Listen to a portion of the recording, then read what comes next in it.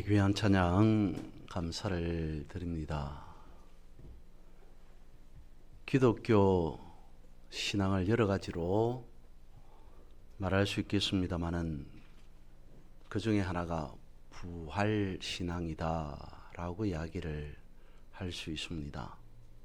예수 그리스도의 십자가와 부활을 교회 안에서 빼놓을 수 없다는 것이죠.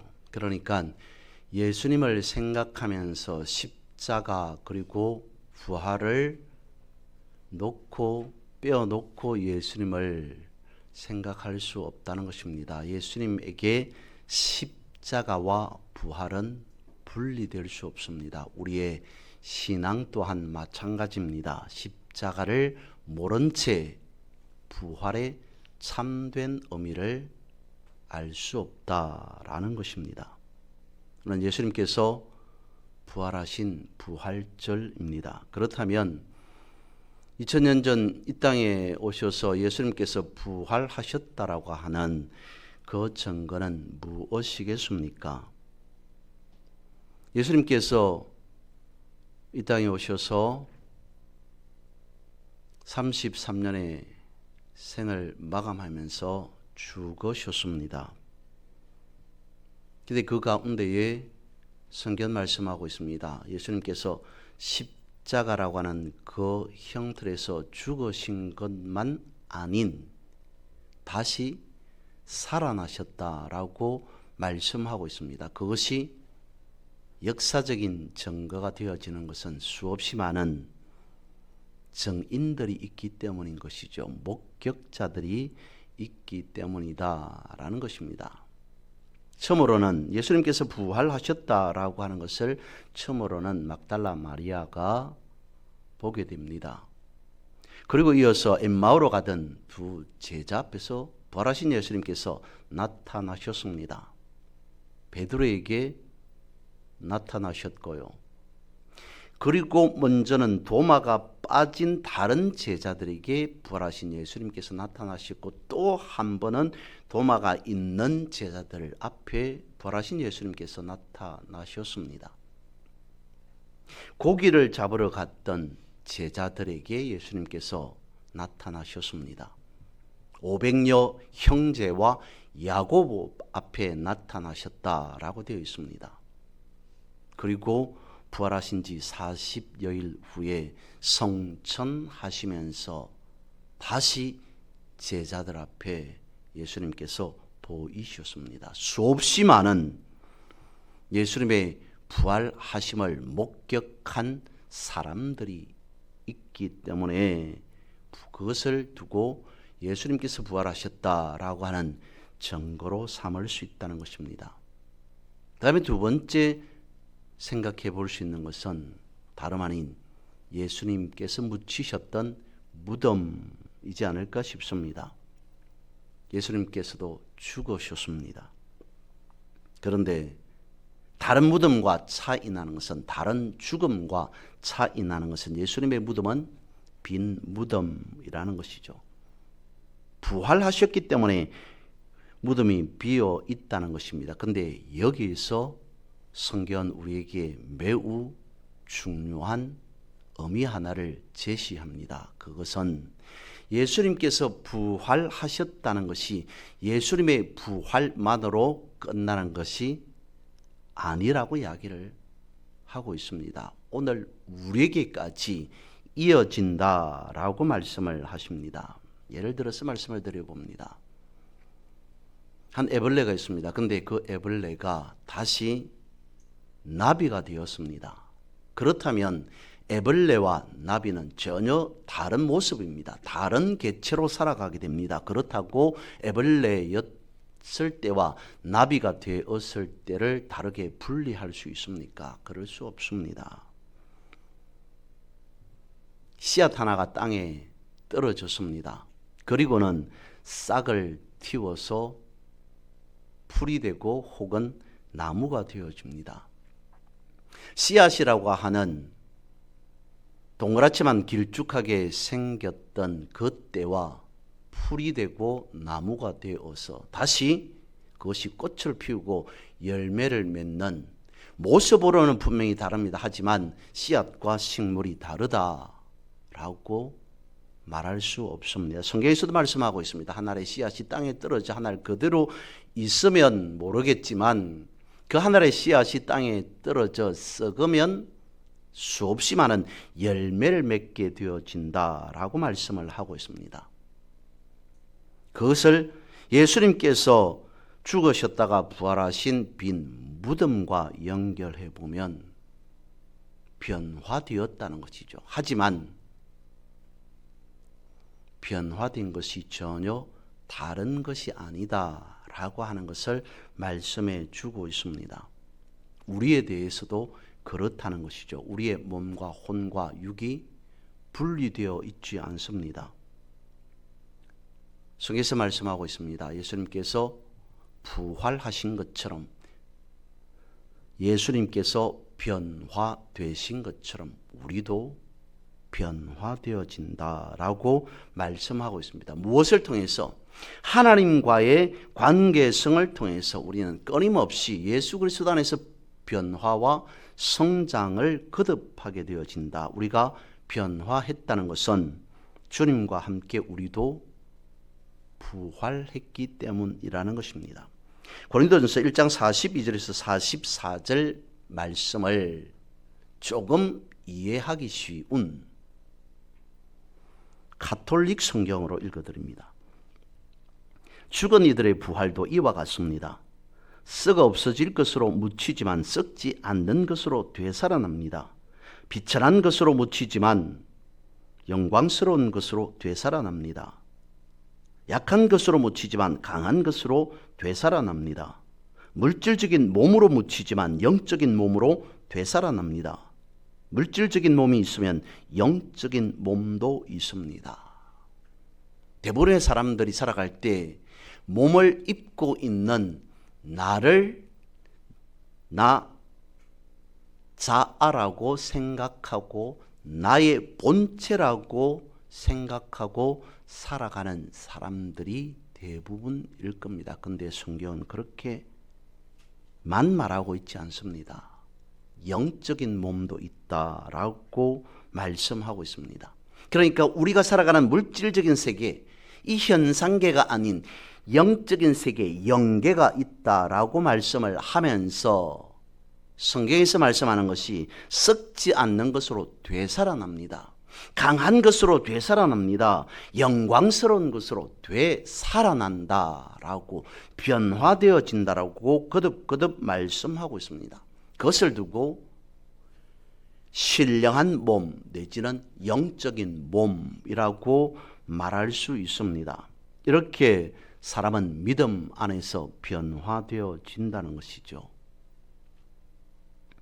이렇게 되는 것은 예수님께서 부활하셨기 때문에 우리가 얻을 수 있는 증거이다라는 것입니다. 두 번째, 그러면 예수님이 부활하셨다는 사실이 왜 중요한 것입니까? 오늘 본문은 예수님의 부활과 관련된 중요성과 그리고 영적 의미에 대해서 정확하게 말씀해 주고 있는 부분입니다.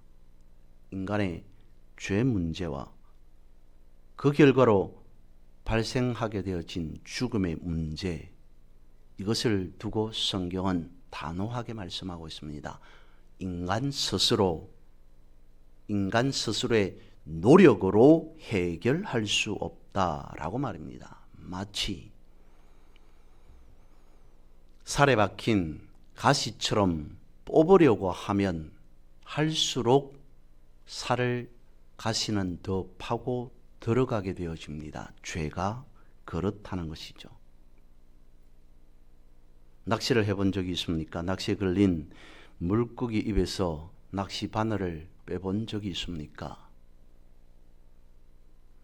낚시의 모양인 그 갈고리가 물고기의 입에 걸려 있기에 빼려고 하면 빼려고 할수록 힘듭니다. 뺄 수 있습니다. 근데 물고기의 입이 찢어지게 되죠. 죄가 그렇다는 것입니다. 죄는 마치 늪처럼 헤어나오려고 하면 할수록 더 깊이 빠져들어가게 되어진다. 그래서 사람의 스스로의 힘으로 죄와 맞서 싸우려 하는 것은 오히려 더 깊이 빠지게 하는 것뿐이다. 성경 말씀합니다.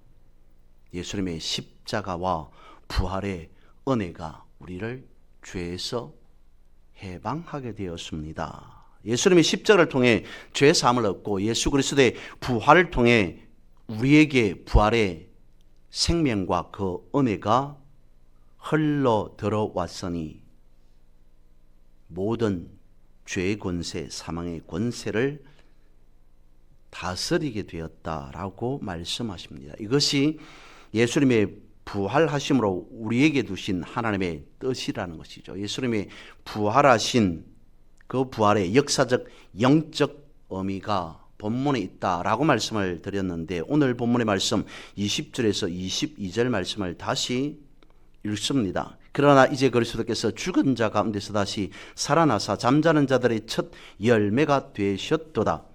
사망이 사람으로 말미암았으니 죽은 자의 부활도 사람으로 말미암는도다. 아담 안에서 모든 사람이 죽은 것 같이 그리스도 안에서 모든 사람이 삶을 얻으리라.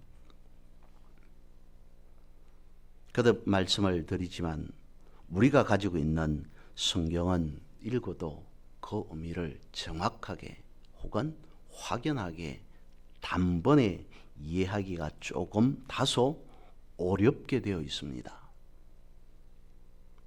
하지만 성경 말씀하고 있습니다. 부활하신 예수님은 잠자는 자들의 첫 열매가 되셨다라고 하는 것과 예수님의 부활로 그리스도 안에서 모든 사람이 삶을 얻었다라고 말씀하고 있습니다. 무슨 말이냐면 예수님의 부활이 예수님에게서 끝이 나는 게 아니라는 말씀입니다. 그리스도 안에서 모든 사람이 삶을 얻었다라고 하는 이 말씀, 그것은 세 번째 살펴볼 수 있는 말씀입니다. 예수님의 부활이 주는 우리에게 끼치는 영향력이 있다는 것입니다. 예수님의 부활이 주는 영향력은 우리가 달라졌다는 것입니다. 우리가 변화되었다는 것입니다. 그러니까 부활신앙은 우리로 거룩한 하나님의 사람이 되게 하셨다라고 하는 것입니다. 성경 말씀하십니다. 예수님은 부활의 첫 열매가 되심으로 모든 믿는 사람에게 영원한 기업을 얻을 수 있는 길을 열어주신 것이며 예수님의 십자가와 부활로 우리는 어렵게 되어서 이제 하늘나라의 법적인 양자가 되었다라고 말씀하고 있습니다. 여전히 쉽게 와 닿지는 않습니다. 이것을 설명해 주는 오늘 본문의 말씀에도 그것이 있습니다. 제가 다시 15절 말씀을 읽어봅니다. 어떤 부분이 중심된 내용이겠습니까? 핵심일까요? 또 우리가 하나님의 거짓 증인으로 발견되리니 우리가 하나님이 그리스도를 다시 살리셨다고 증언하였습니다. 만일 죽은 자가 다시 살아나는 일이 없으면 이것이 중요합니다. 하나님이 그리스도를 다시 살리지 아니하셨으리라.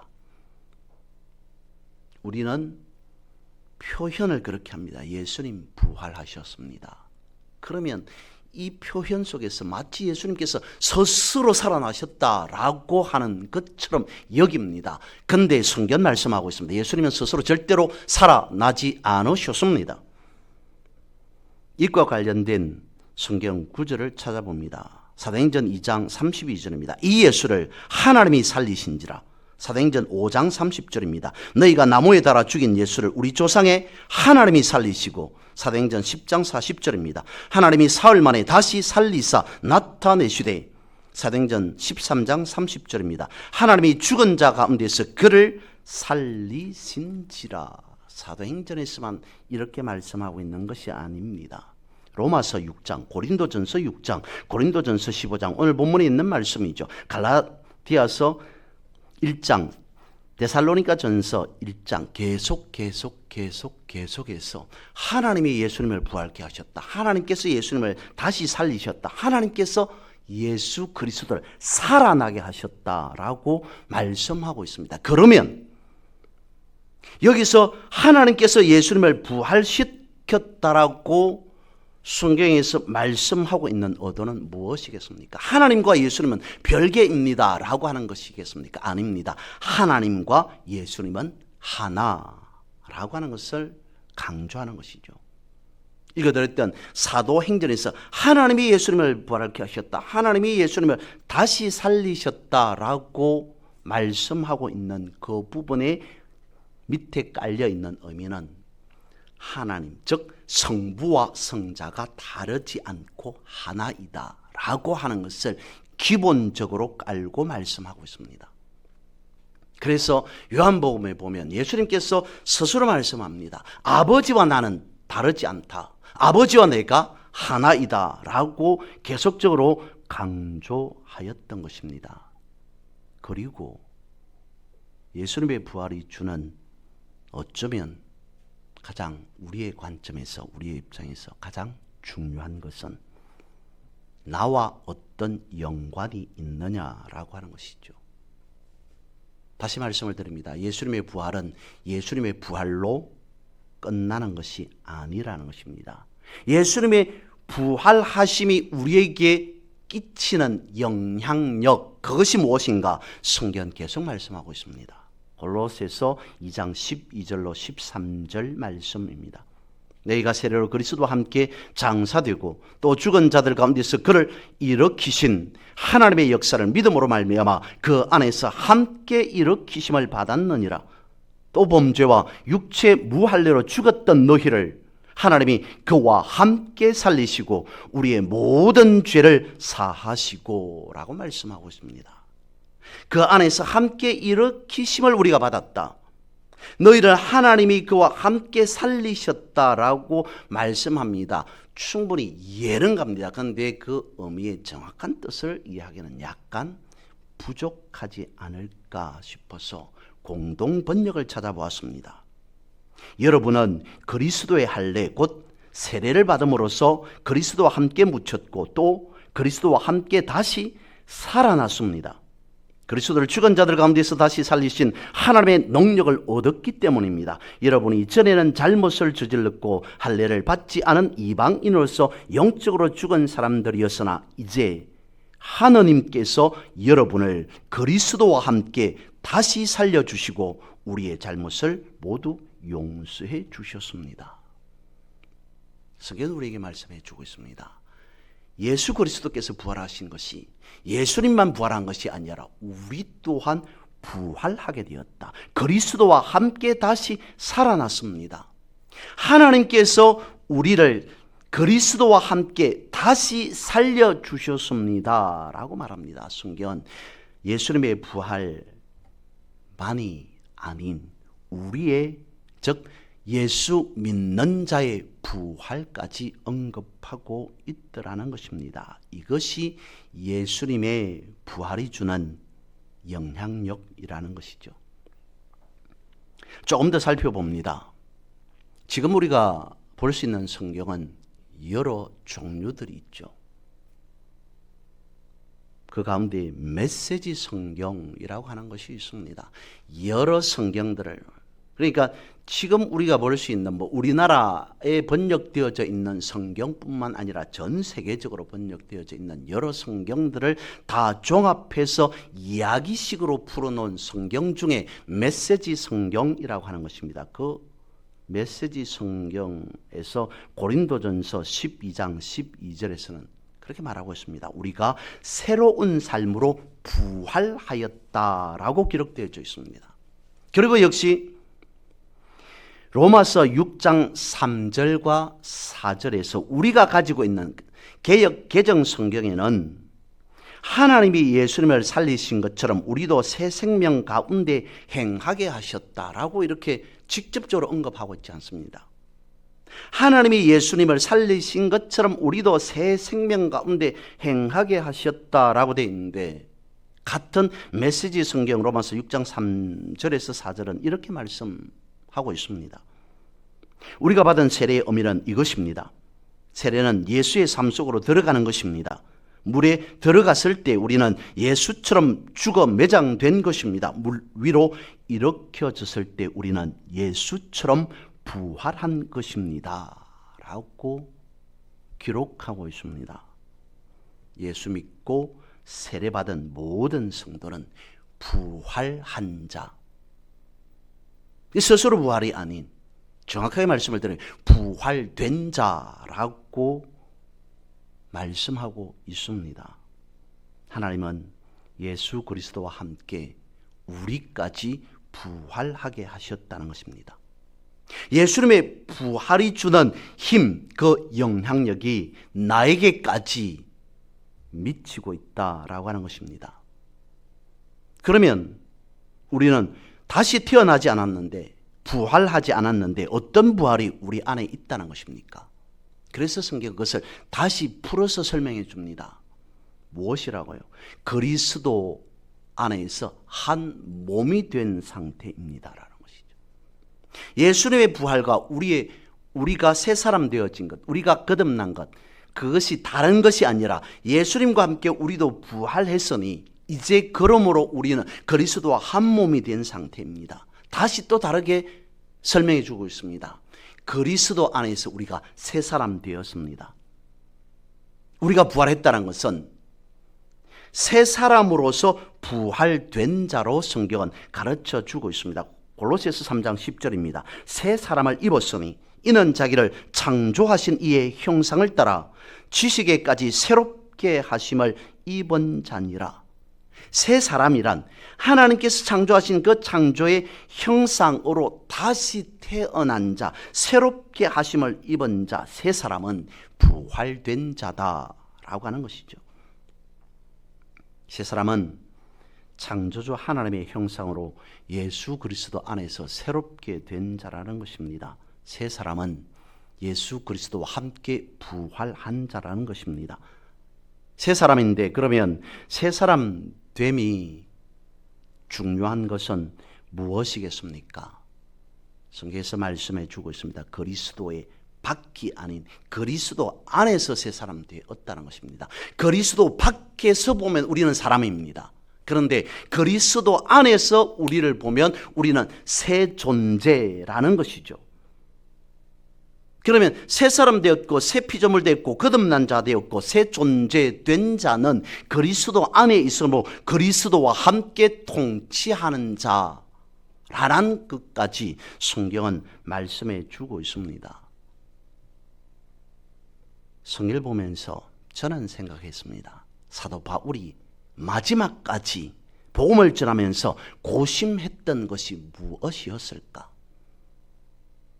물론 그것은 사도 바울이라고 하는 한 사람을 두고 생각한 겁니다. 그래서 저의 생각이었습니다. 사도 바울이 서신서를 쓰면서 쓴 그 말씀은 하나님의 감동으로 영적인 것으로 영의 세계로 하나님의 역사심으로 쓰여진 것입니다만, 제가 생각할 때 사도 바울이 복음을 전하는 이 교회 저 교회 여기저기 하나님의 말씀을 증거하는 데 가장 핵심적인 부분을 놓치지 않으려고 했을 겁니다. 분명히 전하고자 하는 핵심을 분명히 알고 깨닫고 그리고 저들에게 가르쳐 주고자 했을 겁니다. 그러니까 사도 바울이 마지막까지 고심하고 또 고심한 것은 무엇인가?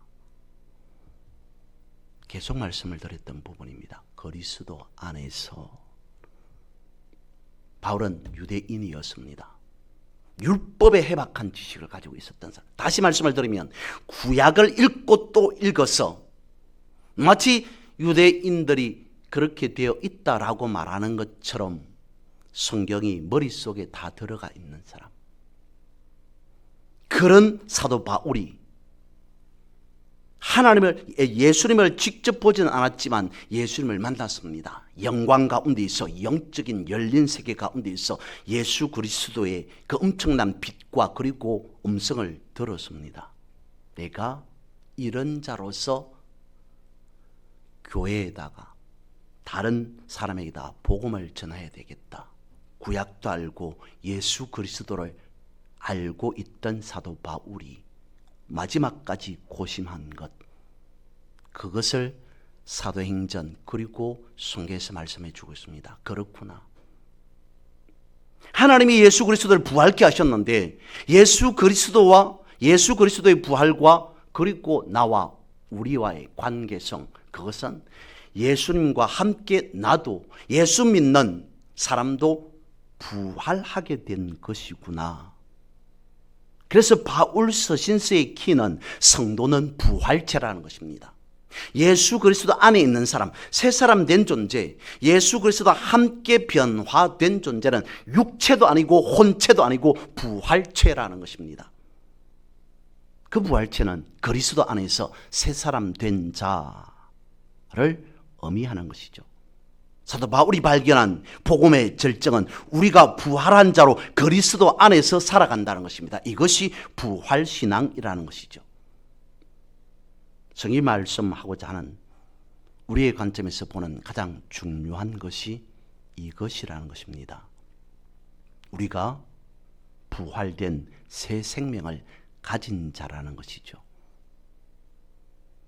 그런데도 우리는 부활했다고 성경은 말씀하고 있지만, 새 사람 되었다고 말씀하고 있지만, 거듭난 존재이다라고 말씀하고 있지만, 변화되었다라고 말씀하고 있지만, 우리가 생각할 때 나의 환경은 바뀌지 않았습니다. 내 상황은 변하지 않았습니다. 성경이 말씀하고 있습니다. 어떤 상황 속에 있을지라도 나에게 지금 일어난 이 현실과 환경과 상관없이, 그러니까 가난의 문제가 생기고 질병의 문제가 생기고 인간관계의 문제가 생겼다 할지라도 그런 현실과 상관없이 나는 부활된 새로운 존재라는 것입니다. 왜 그렇습니까? 예수 그리스도의 십자가 때문이라는 것이죠. 사람에 대해서 말씀하는 성경의 핵심, 그것은 여러분들이 처해져 있는 현실이 어떠할지라도 그것과 상관없이 예수 그리스도 안에 있으면 여러분은 새 사람입니다. 예수 그리스도 안에 있다는 것은 여러분들은 부활체라는 것입니다. 그리스도와 함께 부활했다는 것입니다. 라고 하는 것을 거듭거듭 성경은 가르쳐 주고 있습니다. 그래서 성경이 말씀하고 있는 사람에게 있어서 중요한 것이 무엇이냐고 묻는다면 그것은 우리도 주와 함께라는 것입니다. 우리도 스스로 부활했다는 것이 아니라 우리도 주와 함께 부활한 새 사람입니다 라고 말해야 한다는 것이죠. 하나님께서 이 세상에 오신 예수가 된 이유가 나 한 사람을 위해서, 나 한 사람만을 위해서가 아닌 나 한 사람을 위해서라는 것이죠. 하나님의 모든 시선은 나를 향해 있다는 것입니다. 이것이 예수님이 부활하신 이유입니다. 우리에게 허락된 부활 신앙이라는 것이죠. 이런 관점에서 성경을 보시라 오늘도 말씀을 드립니다. 그러지 않으면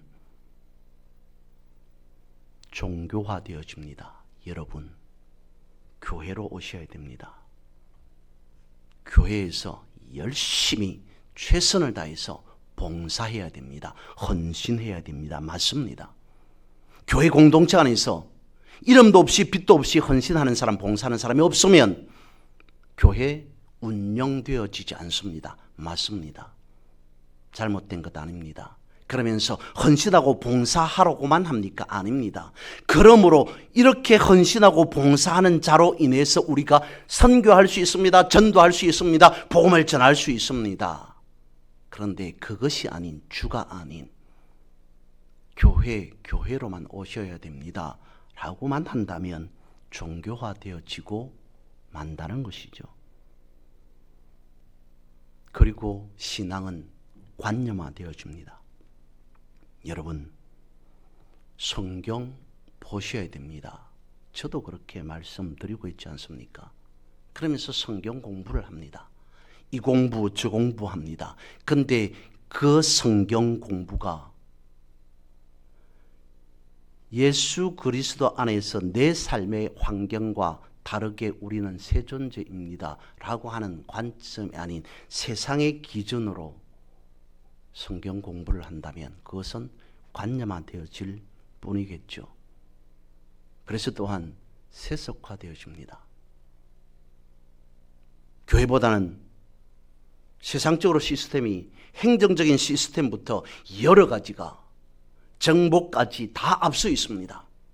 세상이 이렇게 달라지고 변화되었는데 교회는 이렇게 정체되어져 있었으면 되겠습니까? 옛 시스템에 사로잡혀 있으면 되겠습니까? 그러면서 세상을 따라가게 합니다. 그러면 여러분, 새롭게 되어진 존재라고 하는 성경에서 말씀하고 있는 그것을 우리가 체감할 수 없는데 어떻게 새 존재가 되었단 말입니까? 라고 하는 의문이 드신다면 그 의문으로 다시 말씀을 보십시오. 그 의문을 갖고 성경을 보면 그것 또한 이미 성경에 기록되어져 있습니다. 우리가 잘 아는 성경 어떻게 보십니까? 아브라함이 하나님의 명령으로 아들을 바치라. 그런데 아들을 바치기 일보 직전에 여호와 이레 하나님께서 준비하셨다. 그것으로 하나님 앞에 예배하였다. 제사하였다. 그것이 아브라함의 눈에 보였던 것일까요? 아닙니다. 영적인 열린 세계 안에서 체험한 것이었습니다. 왜 굳이 하나님께서 아브라함에게 그런 놀라운 역사를 보여주었겠습니까? 모세가 호렙산에 갔습니다. 모세의 장인의 양을 치는 그 와중에 거기에서 나무에 한 나무에 떨기나무에 불이 붙고 있습니다. 그런데 나무는 타지 않고 불이 붙고 있습니다. 모세의 육안으로 그 모습을 본 것이겠습니까? 그리고 하나님의 음성이 들립니다. 영적인 체험, 경험을 한 것입니다. 야곱은요, 꿈을 꾸었습니다. 도저히 이해할 수 없는 꿈입니다. 하늘로 이어진 사닥다리. 그래서 깨어나서 그가 고백합니다. 여기가 하늘의 물이고 하나님이 계신 자리입니다. 베델입니다. 구약 성경에서조차 영적인 세계를 말씀하고 있는 부분은 한두 가지가 아닙니다. 하나님이 이러시되 하나님이 이러시되 육신의 귀로 들었을까요? 아닙니다. 영적인 세계에서 성경은 끊임없이 우리에게 말씀해 주고 있습니다. 성경은 이것이다. 내 삶의 터전이 어떠할지라도 우리는 그리스도 안에서 살아갑니다. 심지어는 악한 왕으로 처음에는 하나님께서 기름 부으셨습니다마는 사울 왕, 그가 다윗을 자기 마음에 들지 않는 사람을 죽이려고 하는 그 마음으로 라마 나요시라고 하는 곳으로 찾아갑니다. 사람을 잡아 다윗을 잡아오라, 다윗을 죽여라 라고 보냈던 사람들이 전혀 의외의 모습으로 예언하는 사람으로 바뀌어져 옵니다. 마지못해 사울이 직접 찾아갑니다. 라마 나옳 안에서 사울도 직접 자신이 예언하는 자로 바뀌었습니다. 무엇을 성경 말씀에 주고 있는 것일까요? 장소가 가지고 있는 기름 부으심. 악한 사람이라도 하나님의 강권적인 임재하심이 있는 그 공간, 그것을 두고 여러분 교회에서 우리는 하나님 앞에 예배해야 되고 기도해야 되고 찬송해야 됩니다 라고 하지 않고 무조건 헌신하고 봉사하고 교회를 위한 교회로서 만들게 되어진다면 그것이 세속화요 관념화요 종교화되어진다 라고 말씀을 드린 부분입니다. 하나님께서 꿈꾸시는 하나님의 나라는 어떤 것이겠습니까? 성경이 말씀하고 있는 영적인 세계는 어떤 것이겠습니까? 그것이 이 땅에서 나 한 사람을 통해서 시작되어진다라고 말씀하고 있습니다. 그 중심이 부활신앙이라는 것입니다. 예수 그리스도의 부활하심 그 가운데에 나의 부활, 우리의 부활, 여러분들의 부활까지 다시 한번 말씀 앞에 온전히 바로 세워진 자로서의 삶을 살아가시기를 주님의 이름으로 선포하고 축복합니다.